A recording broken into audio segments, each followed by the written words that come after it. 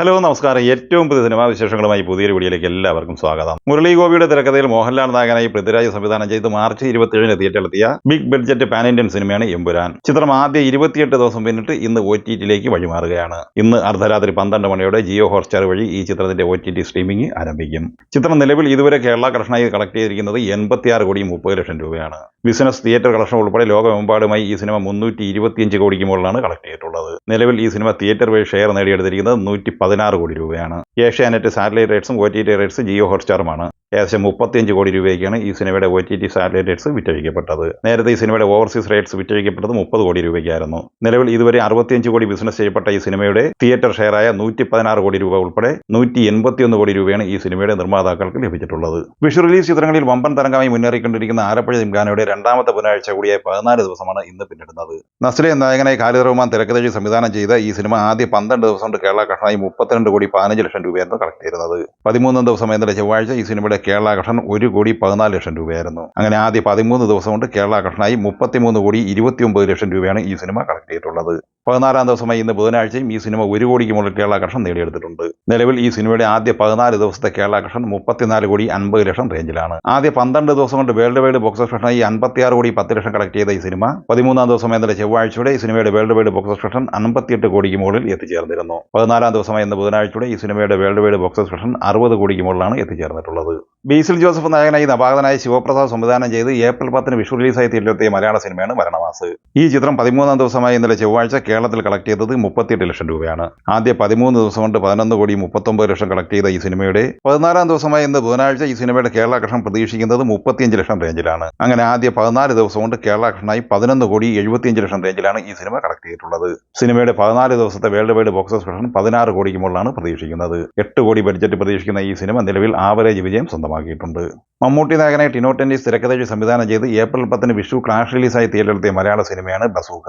Cinema 13 ദിവസമായി ഇന്നലെ ചൊവ്വാഴ്ച കേരളത്തിൽ കളക്ട് ചെയ്തത് 13 ലക്ഷം രൂപയാണ്. 13 ദിവസം കൊണ്ട് ഈ സിനിമ കേരളത്തിൽ കളക്ട് ചെയ്തത് 13,22,00,000 രൂപയുമാണ്. 14-ാം ദിവസമായ രണ്ടാമത്തെ ബുധനാഴ്ച കൂടിയായ ഇന്ന് ഈ സിനിമയുടെ കേരള കളക്ഷൻ പ്രതീക്ഷിക്കുന്നത് 10 ലക്ഷം റേഞ്ചിലാണ്. അങ്ങനെ ആദ്യ 14 ദിവസം പിന്നിടുമ്പോൾ 13,32,00,000 രൂപയാണ് ഈ സിനിമയുടെ കേരള കളക്ഷൻ. 14 ദിവസത്തെ ഈ സിനിമയുടെ world wide box office collection പ്രതീക്ഷിക്കുന്നത് 25 കോടി റേഞ്ചിലുമാണ്. കരൺ സിംഗ് ത്യാഗി തിരക്കഥയിൽ സംവിധാനം ചെയ്ത് ഏപ്രിൽ 18 വെള്ളിയാഴ്ച തിയേറ്ററിലെത്തിയ ബോളിവുഡ് സിനിമയാണ് കേസരി ചാപ്റ്റർ 2.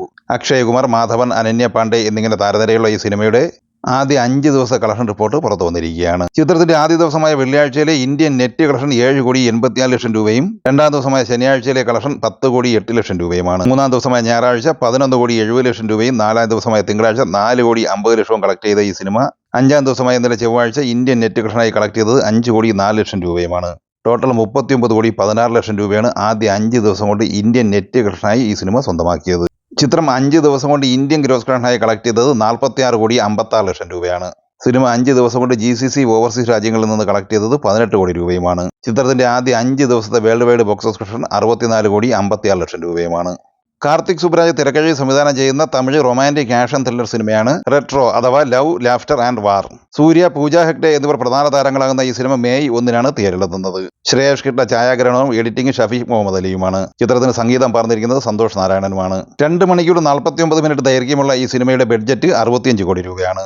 ചിത്രത്തിന്റെ അഡ്വാൻസ് ബുക്കിംഗ് ഈ വരുന്ന ഏപ്രിൽ 27 4 മണിക്ക് തമിഴ്നാട്, കേരളം ഉൾപ്പെടെ വിവിധ സംസ്ഥാനങ്ങളിൽ ആരംഭിക്കുന്നതാണ്. അതേസമയം ചിത്രത്തിന്റെ കേരളത്തിലെ പ്രീ റിലീസ് ഇവന്റ് ഏപ്രിൽ 27 വൈകുന്നേരം 6 മണിക്ക് തിരുവനന്തപുരം ലുലു മാളിൽ സംഘടിപ്പിച്ചിരിക്കുകയാണ്. സൂര്യ ഉൾപ്പെടെ ചിത്രത്തിന്റെ അണിയറ പ്രവർത്തകർ പങ്കെടുക്കുന്നതാണ്.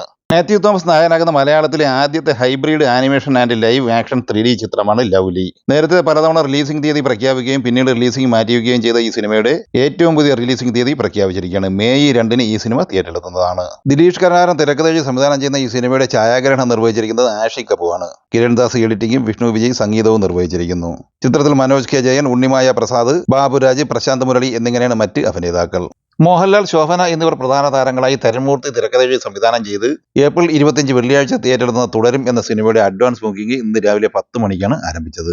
ബുക്കിംഗ് ആരംഭിച്ച് ആദ്യ 45 മിനിറ്റിനുള്ളിൽ തന്നെ 8,000-ഓളം ടിക്കറ്റുകൾ വിറ്റഴിക്കപ്പെട്ട ഈ സിനിമയുടെ ആദ്യ 2 മണിക്കൂറിലെ കേരള അഡ്വാൻസ് പ്രീസെയിൽ കളക്ഷൻ മാത്രം 70 ലക്ഷം മറികടന്നിരുന്നു. ചിത്രം ബുക്കിംഗ് ആരംഭിച്ച് ആദ്യ 4 മണിക്കൂർ പിന്നിട്ടപ്പോൾ, അതായത് 2 മണിയോടെ തന്നെ 1 കോടിക്ക് മുകളിൽ കേരള പ്രീസെയിൽ കളക്ഷൻ സ്വന്തമാക്കുകയുണ്ടായി. ഏറ്റവും ഒടുവിൽ വരുന്ന റിപ്പോർട്ടുകൾ പ്രകാരം ഈ സിനിമയുടെ ആദ്യ ദിവസത്തെ കേരള കളക്ഷൻ 1 കോടി 35 ലക്ഷം രൂപയാണ്. അതേസമയം ഈ സിനിമയുടെ വേൾഡ് വൈഡ് പ്രീസെയിൽ കളക്ഷനുമായി ബന്ധപ്പെട്ട ഏറ്റവും ഒടുവിൽ റിപ്പോർട്ടുകൾ പ്രകാരം 2 കോടിക്ക് മുകളിൽ ഈ സിനിമ പ്രീസെയിൽ കളക്ഷൻ നേടിയെടുത്തിരിക്കുകയാണ്. ഈ സിനിമകളെക്കുറിച്ചും വീഡിയോ സംബന്ധമായി നിങ്ങളുടെ അഭിപ്രായങ്ങൾ കമന്റായി പറയുക. വീഡിയോ ഇഷ്ടമായി ലൈക്ക് ചെയ്യുക. നമ്മുടെ ചാനൽ സബ്സ്ക്രൈബ് ചെയ്യുന്ന കാര്യം കൂടി പരിഗണിക്കുക. വീഡിയോയുടെ നോട്ടിഫിക്കേഷൻ ലഭിക്കാൻ ബെല്ലൈക്കൺ കൂടി ഇനേബിൾ ചെയ്യുക. പുതിയ മറ്റൊരു വീഡിയോയുമായി വീണ്ടും കാണാം. എല്ലാവർക്കും ഒരിക്കൽ കൂടി നന്ദി, നമസ്കാരം.